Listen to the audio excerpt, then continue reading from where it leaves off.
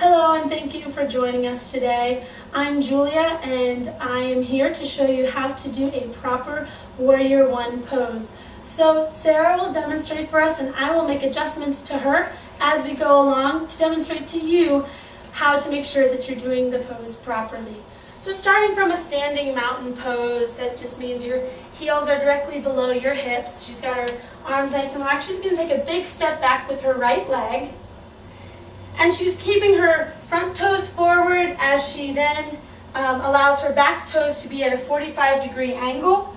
And you can step back and keep your front leg straight and then bend your knee and get into it. But as we see, she's already got it all set up. So what we want to do here is inhale our hands all the way up to the sky. And there's a couple of different options for your hands. You can have your hands straight up. You can have them in Shiva Mudra, which looks something like this, or if it's too taxing on your shoulders, you can have your hands in at your chest and namaste.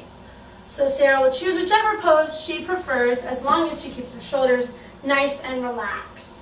And what you want to be doing here is be pressing your back hip back. You want to be pressing your left hip back as you bring your right hip forward. That's where I like to think the name warrior comes from, is kind of the war between your hips as you're pressing one back and bringing the other forward, getting a nice stretch in that back hip flexor. And you also want to make sure your knee stays behind your heel. She's got it perfect, but just for a moment she's going to show us the bad way to do it that puts too much stress on your knee joint if you let your knee come past your ankle. So if that's the case, you can always walk your back foot back or your front foot forward to bring your knee back behind your ankle. Another thing you can do as you adjust and keep your back leg straight, it's perfectly okay for your back heel to come off of the ground. That's just part of challenging yourself and getting deeper in the pose. Sometimes that happens.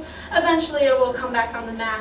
One thing to do if you're having trouble bringing your hips, squaring off your hips, you can inhale and come out of the pose briefly and take a step out to the side with your back right leg. This kind of cheats out horizontal, and then when you sit back in the pose, you'll find it slightly easier to bring your hips square with the front of the room. So she'll take one more breath here, and as she does, she'll demonstrate how to get even deeper in the pose. If you're feeling really advanced, you want to do a slight chest lift by lifting your wrists up and then back. And then on an inhale breath, she'll come back to vertical, step that back foot back forward, and then exhale her hands into her heart center. Namaste. Thank you for joining us, and I hope that this has been beneficial to your yoga practice.